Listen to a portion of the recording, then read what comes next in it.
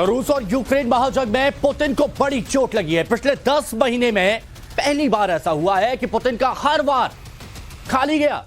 और यह हमला कहां हुआ और किसकी ताकत के दम पर यूक्रेन ने रूस को बैकफुट पर धकेल दिया, पूरी रिपोर्ट आपको दिखाएंगे। पहले इस वक्त की एक बड़ी खबर आपको बता दें, बीती रात रूस ने यूक्रेन पर 42 बार मिसाइल और ड्रोन से अटैक किया है। एक दो बार नहीं, 42 बार रूस ने यूक्रेन पर मिसाइल और ड्रोन से अटैक किया, लेकिन यूक्रेन ने रूस के सभी हमलों को नाकाम कर दिया। और बड़ी बात यह कि यूक्रेन ने एयर डिफेंस सिस्टम की मदद से इन हमलों को नाकाम किया है। रूस ने कीव के रिहायशी इलाकों और एनर्जी इंफ्रास्ट्रक्चर पर शाहिद ड्रोन से अटैक किया, लेकिन यूक्रेन की अलर्ट फोर्स ने एक एक रूसी ड्रोन और मिसाइल को मार गिराया। देखिए, आपको याद होगा ज़ेलेंस्की जब लौटे थे तो उन्होंने कहा था कि अमेरिका ने जो डिफेंस सिस्टम दिया है उससे हमारा देश सुरक्षित रहेगा, और वही यहां पर साबित करते हुए नजर आए। 12 घंटे 42 हमले रूस की तरफ से, लेकिन सभी नाकाम।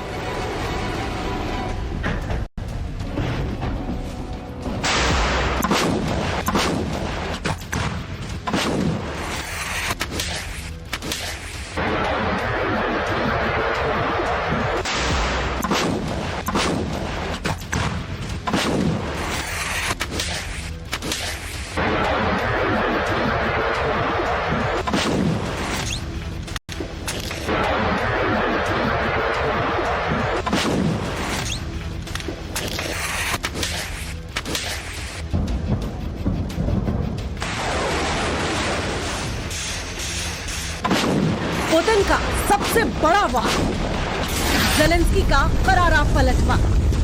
12 घंटे में रूस के 42 हमले, यूक्रेन ने हर हमला किया नाकाम। नेटो का एयर डिफेंस सिस्टम, पुतिन का प्लान हुआ फेल।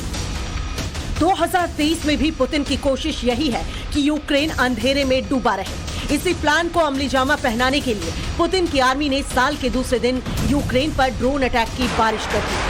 महज 12 घंटे में कीव और उसके आसपास रूस ने 1-2 नहीं 42 हवाई हमले किए, लेकिन ज़ेलेंस्की की आर्मी का एयर डिफेंस सिस्टम इतना एक्टिव था कि पुतिन का हर वार खाली गया। यूक्रेन ने एक एक अटैक को नाकाम कर दिया। रूस ने ईरानी ड्रोन की मदद से कीव पर 39 अटैक किए, लेकिन ईरान का शाहिद ड्रोन अपने अंजाम तक पहुंचता उससे पहले ही उसका खात्मा हो गया। इसके अलावा रूस ने 2 ऑर्लॉन ड्रोन से कीव के बाहरी इलाकों में अटैक किया, लेकिन ये ड्रोन भी यूक्रेन के एयर डिफेंस सिस्टम के सामने ढेर हो गया। रूस ने X-59 गाइडेड मिसाइल भी दागी, लेकिन इसे भी यूक्रेन ने गिरा दिया। पिछले कुछ दिनों में यूक्रेन पर रूस के हमले बार बार नाकाम हो रहे हैं। ऐसा नहीं कि यूक्रेन की आर्मी अचानक से ताकतवर हो गई है। दरअसल ज़ेलेंस्की को नेटो से जो भी भाड़े के एयर डिफेंस सिस्टम मिले हैं, उसकी मदद से यूक्रेन लगातार रूसी हमलों को नाकाम कर रहा है। यूक्रेन के पास इस वक्त दुनिया के 2 सबसे मॉडर्न एयर डिफेंस सिस्टम है। पहला है अमेरिका का घातक NASAMS मिसाइल सिस्टम, दूसरा है जर्मनी का IRIS-T SLM air defence system. Ukraine के पास सोवियत संघ से मिला S-300 मिसाइल सिस्टम भी है, जो रूसी मिसाइल और फाइटर जेट को हवा में ही खाक में मिला दे रहा है। इसके अलावा अमेरिका ने ज़ेलेंस्की को पैट्रियट एंटी मिसाइल सिस्टम देने का ऐलान भी किया है। सवाल ये है कि क्या इन सभी एयर डिफेंस सिस्टम के दम पर ज़ेलेंस्की युद्ध का रुख मोड़ सकते हैं? क्या रूस यूक्रेन महायुद्ध में बड़ा टर्निंग पॉइंट आने वाला है?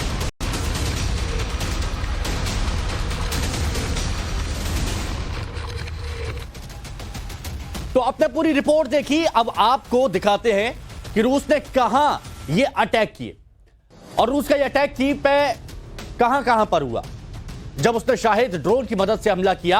और इसके अलावा रूस ने कीव के पास बिजली स्टेशन पर भी हमला किया, लेकिन उसका हर हमला बेकार साबित हुआ। तो ये देखिए, ये कीव है, राजधानी यूक्रेन की। ड्रोन से ये हमले होते हैं, जैसे आप यहां पर देख रहे हैं। ये ड्रोन से यहां पर ये आते हैं, हमले किए जाते हैं, मिसाइल गिराई जाती है। इस जगह पर ये मिसाइल गिराई जाती है जो कीव है, यूक्रेन का दिल भी आप इसे कह सकते हैं, क्योंकि जीत कीव पर, यही तो लड़ाई है, यही तो मुद्दा है, और इससे ही यूक्रेन बचा रहा है। और रूस इसी पर कब्जा करने की कोशिश कर रहा है। इतने महीने हो चुके हैं, 10 महीने, लेकिन अभी तक कब्जा नहीं कर पाया। इस जगह को लेकर ये पूरा खेल चला रहा है। लेकिन अभी तक जीत नहीं मिल पाई। यहां पर कितने बम गिराए जाते हैं, यूक्रेन का जो एयर डिफेंस सिस्टम होता है सब तबाह कर देता है, हवा में उनको मार गिरा देता है, चाहे वो रूस के ड्रोन हो या फिर वो मिसाइल। तो यूक्रेन के रूस के हमले की सबसे बड़ी काट है अमेरिका का NASAMS air defence system. Air defence system के बारे में टाइम्स नाउ ऑफ भारत ने पहले भी आपको कई बार बताया है, और इस सिस्टम का तोड़ नामुमकिन से कम नहीं है। यह सिस्टम अमेरिका का सबसे घातक मिसाइल सिस्टम है, जिसकी दम ज़ेलेंस्की कुछ देर पहले बढ़ चुके हैं। इसमें एक लॉन्चर से 12 मिसाइल ये दाग सकता है, एक लॉन्चर से 12 मिसाइल दाग सकता है। और इस सिस्टम में 6 लॉन्चर होते हैं और हर लॉन्चर में 2-2 मिसाइल फिट होते हैं। नसम्स की रेंज 30 से 50 किलोमीटर होती है, यानी अगर दुश्मन की तरफ से, ये देखिए जैसे ये है, दुश्मन की तरफ से कोई जहाज आता है, कोई मिसाइल आती है, कोई ड्रोन होता है, तो 30 से 50 किलोमीटर के दायरे में हवा में ये उसे मार गिरा सकता है। टारगेट को 120 किलोमीटर दूर से ये पकड़ लेता है, डिटेक्ट कर लेता है। और नसम्स का डिफेंस सिस्टम देखिए, जो आपको बताया, ड्रोन, फाइटर जेट, मिसाइल को मार गिराने में पूरी तरह से सक्षम है। एक लॉन्चर से कई मिसाइलें निकलती हैं और धमाका कर देती है। इसे नॉर्वे और अमेरिका ने मिलकर बनाया है, यूक्रेन को दिया, और ज़ेलेंस्की काफी खुश नजर आ रहे थे। और चलिए अब इस मुद्दे पर हम बात करेंगे। हमारे साथ में मेजर जनरल टैड के सिवाच जुड़े हुए हैं, डिफेंस एक्सपर्ट हैं। सर, ये आप देख रहे हैं कि एक के बाद एक हमले किए जा रहे हैं, लेकिन सारे जो हमले हैं वो तो यहां पर नाकाम साबित हो रहे हैं। मतलब पुतिन ने भी नहीं सोचा होगा कि ऐसी टक्कर मिलेगी यूक्रेन से। हाँ बिल्कुल, देखो सच्चाई ये है कि जो ये पलटा हो गया पूरे वार का, जब जैसे ही एयर डिफेंस सिस्टम मिले हैं यूक्रेन को, बहुत पुख्ता है। जिस प्रकार से नासाम्स के बारे में बात की आपको, करीब करीब 50 से 60 किलोमीटर तक वो बर्बाद कर देता है, चाहे वो ड्रोन हो, चाहे वो जेट हो, चाहे वो मिसाइल हो। और उसके साथ S-300 भी है। और उसके बाद जो जर्मनी से एयर डिफेंस सिस्टम मिला है वो भी बहुत अच्छा है उसके पास, और वो उसके कारण भी बड़ा फर्क पड़ा। मगर ये सच्चाई है, एक और चीज देखनी पड़ेगी हमें कि जो अभी पेट्रोइट एयर डिफेंस सिस्टम मिलने वाला है वो उसकी 2-3 और खूबियां हैं। जो पेट्रोइट है उसकी एक तो रेंज ज्यादा है, हाँ। और एक उसकी मारने की क्षमता 100% है। अगर आपका पेट्रोइट भी है, नासाम्स भी है, S-300 भी है, जर्मनी से भी मिला हुआ है, तो ये जो एक तारना बाना ऐसा हो जाएगा एयर डिफेंस का। थोड़ा सा इधर और आ जाइए, हाँ। ताकि बहुत अच्छे तरीके से ग्राफिक्स भी देख सकते हैं और हमारे दर्शक समझ सके कि हो क्या रहा है। हाँ, तो ये मैं ये कह रहा हूं कि इतना पुख्ता हो जाएगा कि एयर डिफेंस सिस्टम कि इम्प्रेग्नेबल, और जो भी मिसाइल, जो भी रॉकेट्स, जो भी ड्रोन उड़ेगा रूस से और यूक्रेन की तरफ वार करने के लिए, उसको हवा में ही बर्बाद किया जाएगा। ये है, देखो ये जो पेट्रोइट मिसाइल सिस्टम जिसकी एक बैटरी मिलने वाली है, वो एक terminally high area defence system है, जिसको उसने साउथ कोरिया और जापान में भी लगा रखा है। ये यहां पर यूक्रेन को दिया गया है। अगर मैं अपने व्यूअर्स का ध्यान ले जाना चाहूं कि कहीं ना कहीं भारत को ये पहले मना कर दिया था, तभी हमने S-400 खरीदी थी। मगर जब हमने S-400 के बारे में बातचीत की तो अमेरिका मान गया था कि हम पेट्रोइट मिसाइल सिस्टम आपको देंगे। तब तक हम S-400 की बातचीत कर चुके थे। मतलब कि ये इतना पुख्ता है कि जो पेट्रोइट मिसाइल सिस्टम नासाम, उसके बाद S-300 और उसके बाद जो जर्मनी का एयर डिफेंस सिस्टम है, इससे कोई भी मिसाइल, कोई भी रॉकेट, कोई भी ड्रोन मुझे नहीं लगता कि वो कीव की तरफ जा सके। देखो कीव जो है इंपॉर्टेंट है, वो है पावर सेंटर ऑफ ग्रेविटी। ये देखिए, वो ये है पावर सेंटर। आपने इतना डिटेल में बताया, पैट्रियट जो सिस्टम आपने बताया, नासैम्स के बारे में बताया, S-400 के बारे में बताया, तो बहुत से लोग अब समझ रहे होंगे कि भाई आखिर ऐसा क्या होता है कि इतनी तेज गति से मिसाइल आती है और हवा में उसे नष्ट कर देते हैं सिस्टम। चलिए ठीक है, इसके बारे में बात करिए। अब एक और सिस्टम के बारे में बात करते हैं, एक और डिफेंस सिस्टम के बारे में। अमेरिकी एयर डिफेंस सिस्टम के अलावा यूक्रेन को जर्मनी का IRIS-T SLM भी मिला हुआ है, जिसका कोई भी वार बेकार नहीं जाता। जर्मनी का air defence system IRIS-T SLM एक बार में 4 मिसाइलें दाग सकता है, और यह सिस्टम 40 किलोमीटर की रेंज में हर मिसाइल ढेर करने में सक्षम है, और इसके अलावा 20 किलोमीटर की ऊंचाई तक टारगेट तबाह करने में यह सक्षम है। 40 किलोमीटर की रेंज में हर मिसाइल ये ढेर कर सकता है, 20 किलोमीटर की ऊंचाई तक यह टारगेट तबाह करने में सक्षम है, और 250 किलोमीटर दूर से दुश्मन की मिसाइल को यह पहचान लेता है, लोकेट कर लेता है, ट्रैक कर लेता है।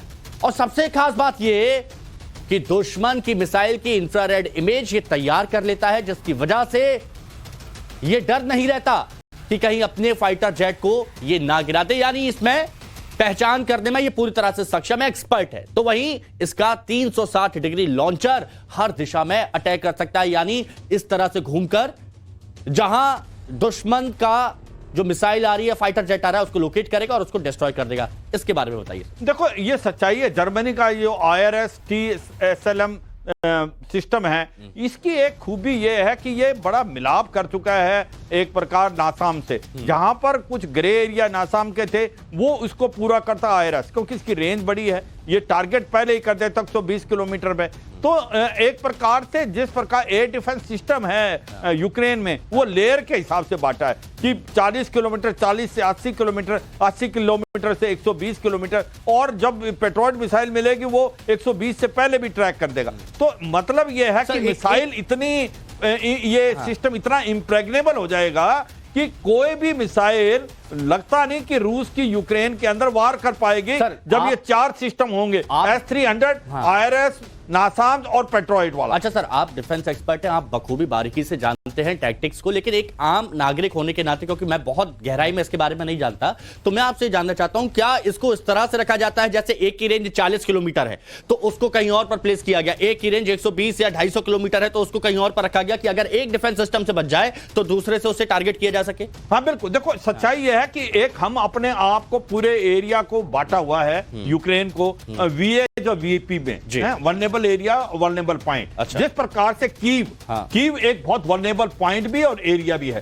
क्योंकि अच्छा। कीव के ऊपर सबसे ज्यादा वार होते हैं। अगर कीव गिर गया तो ये सोचो लड़ाई बंद है, और कीव गिरेगा नहीं, उसको इम्प्रेग्नेबल एयर डिफेंस सिस्टम है। कहने का मतलब है कि एयर डिफेंस सिस्टम के अंदर जो आपने बिल्कुल ठीक बोला, इनको अलग अलग कि आपको ऐसा होना चाहिए, रूस से जब कोई मिसाइल उड़े तो उसको जितनी दूर से ही मार के गिराया जाए तो सबसे अच्छा है। अगर वो उससे बच जाता तो दूसरी लेयर, तीसरी लेयर और चौथी लेयर तक आके कुछ नहीं बचता। इसका मतलब ये है इतना इम्प्रेग्नेबल सिस्टम है। आपके पास क्या क्या है आज की तारीख में? यूक्रेन के पास नासाम्स भी हैं, S-300 भी है, IRS-T-SLM है और पेट्रोइड मिसाइल भी मिल गई। अच्छा सर, आप थोड़ा सा और डिटेल में जाते हैं और हम एक चीज और यहां पर अपने दर्शकों को दिखाते हैं कि एक मिसाइल जिसके बारे में काफी चर्चा यहां पर की जा रही है, मैं चाहता हूं आप थोड़ा सा पीछे होइए, क्योंकि ये देखिए, ये पैट्रियट मिसाइल सिस्टम के बारे में आपने बताया था और इसके बारे में और अच्छे से बता सकते हैं कि एडवांस कैपेबिलिटी 3 PAC-3 मिसाइल इसे कहा जाता है, पैट्रियट मिसाइल सिस्टम, जिसके बारे में मेजर जनरल सिवाच आपको बारीकी से बता रहे थे। दुनिया के बेहतरीन डिफेंस सिस्टम में से ये एक है। कहीं से भी आ रहा है दुश्मन की मिसाइल, धमाका ध्वस्त हवा में कर देगा। TVM यानी track via missile guidance system से ये लैस है, और बाकी और डिटेल में आप थोड़ा सा देखो सच्चाई ये है कि आज की तारीख में सबसे best air defence system Patriot air defence system है। अच्छा सर, ये बैलिस्टिक मिसाइल का बार बार जिक्र हो रहा है, बैलिस्टिक और क्रूज मिसाइल। बैलिस्टिक मिसाइल बोलते हैं कि बहुत तेज गति से जाती है, लेकिन अगर उसको भी ट्रैक कर सकता है तो ये तो अपने आप में, क्योंकि ये 600 किलोमीटर से पहले ही उसको ट्रैक कर देता है और 400 किलोमीटर के बाद आने पर उसको बर्बाद कर सकता है। क्योंकि इतना अच्छा ये पेट्रोइड मिसाइल जो मैं बता रहा हूं आपको, ये नेटो के अलावा और कहीं ना कहीं साउथ कोरिया, जापान के अलावा अमेरिका ने किसी को नहीं दिया। अच्छा। भारत को मना कर दिया था और भारत ने फिर S-400 की बातचीत की, वो भी बहुत अच्छा पुख्ता अच्छा है। वो ये भी जानते हैं कि नॉर्थ कोरिया इतनी बैलिस्टिक मिसाइलों का परीक्षण कर रहा है, तो उनको उनसे अगर सावधान रहना है तो ये बहुत ये है पेट्रोइड मिसाइल सिस्टम, जिसको बोलते हैं third terminal high area defence system. ये इतना पुख्ता है कि जो भी मिसाइल वहां से फायर करेगी उसको जमीन के अंदर ही बर्बाद कर दिया जाएगा। हाँ। तो देखिए, ये चीज यहां पर समझनी होगी कि पूरी तैयारी यहां पर की गई है पैट्रियट मिसाइल सिस्टम के बारे में। देखिए, हर मौसम में दागे जाने की बात यहां पर की जाती है। 100 किलोमीटर दूर मिसाइल को ये ट्रैक कर नष्ट करने की ताकत रखती है। लॉकहीड मार्टिन का मॉडल पैट्रियट मिसाइल सिस्टम है, जिसके बारे में यहां पर एक मरियापोल है या लावीव है, उसकी तरफ उसने स्टार्ट किया, मगर अभी यूक्रेन ने उसका एक पुख्ता एयर डिफेंस सिस्टम डाल दिया, वो मिसाइल बर्बाद करने लगा। एक बात बताइए, मेरे को ऐसा लग रहा है एक आम नागरिक के नाते, क्योंकि पुतिन के बारे में कहा जाता है बहुत माइंड गेम खेलते हैं, बहुत दिमाग वाले इंसान है, बहुत सारे लोगों की एक टीम उनके साथ में है। कहीं ये कोशिश तो नहीं ध्यान भटकाने की, क्योंकि वो जानते हैं कि यहां से सारे बार नाकाम हो रहे हैं, तो चलिए सामने वाले का ध्यान इधर करते हैं, हम कुछ और करते हैं प्लानिंग। देखो, अभी मुझे नहीं लग रहा कि उसके पास कोई ज्यादा ऑप्शन है। वो एक कर रहा है बेलारूस से, क्योंकि बेलारूस में उसने काफी अपनी मिसाइलें भी डाली हैं और सोचने में यह भी आया हो सकता है जब ये सर्दियां खत्म होगी स्प्रिंग के महीने में, हाँ। हो सकता है ये अपना एक आर्मर थ्रस्ट कीव की तरफ जरूर ले जाएं, क्योंकि उनको पता है अगर कीव गिरता है तो फिर ये लड़ाई जल्दी खत्म हो सकती है। और एक दूसरा जो डालने का जरूरत है उसने किया है बेलारूस में, एक प्रेशर डाल रहा है नाटो कंट्री पे, स्पेशली पोलैंड पे, कि हम बहुत नजदीक आ गए हैं, अगर आप यूक्रेन का साथ देंगे तो हम आपके अंदर भी वार कर सकते हैं। यह भी है। मैं ये नहीं समझता कि बेलारूस इस लड़ाई में आएगा, क्योंकि बेलारूस को पता है इस लड़ाई में अगर बेलारूस रूस के साथ आ जाता है तो फिर ये थर्ड वर्ल्ड वॉर की बात है, क्योंकि एक देश इसके साथ दूसरा देश उसके साथ। पर मुझे लगता है कि यह लड़ाई एक बड़े ऐसे मोड़ पे पहुंच गई है कि रूस को अब पुतिन को क्या करना है, ये एक आउट ऑफ बॉक्स थिंकिंग करनी पड़ेगी। जो उसके वार है वो सारे के सारे यूक्रेन उसको पलटवार कर रहा है, नहीं पलटवार कर रहा है। और ये आपने भी पहले बताया था, तमाम एक्सपर्ट्स ने बताया कि जितना कुरेदा जाता है व्लादिमीर पुतिन को, वो उतने ज्यादा एग्रेसिव हो जाते हैं कि आप जितना भड़काओगे मैं उतना ज्यादा हमला करता हुआ नजर आऊंगा। इसके अंदर एक बहुत बड़ी इंपॉर्टेंट चीज है, आज तक ये लड़ाई जो थी यूक्रेन में हो रही थी और यूक्रेन के लोगों को ये हर्ट हो रही थी, मगर अभी कहीं ना कहीं जैसे एंगलिस एयरफील्ड पे वार किया यूक्रेन ने, क्रीमिया का जो ब्रिज था उसको भी सबोटाज किया, अब रूस को भी लगने लगा है कि यूक्रेन के अंदर इतनी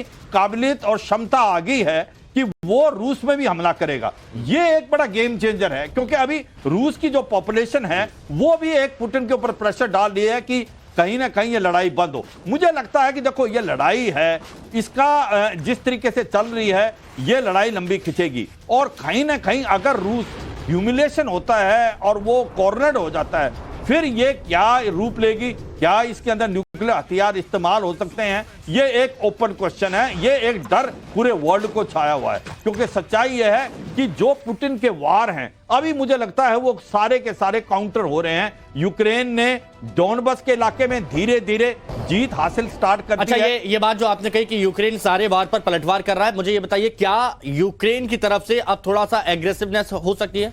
हाँ, क्योंकि अब वो जानते हैं कि अभी बैकफुट पर हमने धकेल दिया है, तो इस वक्त थोड़ा सा और अटैक किया जाए, हमला किया जाए, पुश किया जाए, तो हो सकता है कि थोड़ा और पीछे हो जाए। बिल्कुल, देखो अभी दो इलाकों में लग रहा है, जिस प्रकार से डोनबस का इलाका है वहां पर धीरे धीरे उनके पास हथियार देखें, अभी हाई मार्स है, वो एक बहुत ही high mobility arty rocket system है, उसके साथ साथ आप देखें M777 अल्ट्रालाइट हाउजर है, उसके बाद जेवलिन मिसाइल है, उसके बाद स्टिंगर है, उसके पास पुख्ता जो बस्तरबंद गाड़ियां टैंक है। धीरे धीरे जो यूक्रेन है, पुतिन ने जो इलाका जीत लिया था डोनबस का उसको ले रहा है, उसके बाद उसकी मिसाइल जो फायर कर रहा है कीव खार्किव में उसको आप हवा में बर्बाद कर रहा है, और कहीं ना कहीं रूस के अंदर भी वार करना स्टार्ट कर दिए हैं। तो ये लड़ाई जो मैं लगता है कि कहीं ना कहीं पुतिन बैकफुट में है, और मुझे लगता है दो तीन चीजें और हैं जो पुतिन में बैकफुट में है। एक तो पुतिन की सच्चाई है 10 महीने से ज्यादा लड़ाई हो गई है और इतना हथियार उसके पास थे नहीं, थोड़े थके हुए भी थोड़े हाँ, महसूस हो रहे हैं कि देखो, ऐसा लगता है, क्योंकि हमने देखा था अभी कल परसों में उनका एक आया जब वो सैनिकों के साथ में मौजूद थे, थोड़ा सा खास रहे थे, थोड़ा सा थके हुए से महसूस हो रहे थे, बहुत लंबा वक्त हो गया है। हाँ, एक और सबसे बड़ी इंपॉर्टेंट चीज है कि जो हथियारों की कमी आ रही है, आज वो किससे ले रहे हैं? ईरान से ले रहे हैं, क्या ले रहे हैं? शाही ड्रोन, या ले रहे हैं नॉर्थ कोरिया से। चीन बहुत चालाकी कर रहा है, चीन ने कोई हथियार नहीं दिए हैं रूस को, वो नहीं चाहता कि इसका कोई इंपैक्ट उसके ऊपर पड़े एडवर्स, क्योंकि उसके ऊपर कांटा लग सकता है। तो ऐसे में जो रूस है वो डिप्लोमेटिकली पॉलिटिकली अकेला पड़ गया है, इकोनॉमिकली भी हर्ट कर रहा है, और यही अमेरिका का एक प्रकार से टारगेट है कि किसी प्रकार से रूस को इकोनॉमिकली कमजोर किया जाए, और ये जितनी देर लड़ाई खिंचेगी उतना इकोनॉमिकली इंपैक्ट होगा रूस को। जो कह रहे हैं कि नहीं रूस के पास एनर्जी है, ऑयल है, गैस है, आज देखो यूरोप जो 55% डिपेंडेंट था रूस में, धीरे धीरे वो डिपेंडेंसी कम होती जा रही है। नोरिया बेल्जियम से जर्मनी लेना स्टार्ट कर दिया है।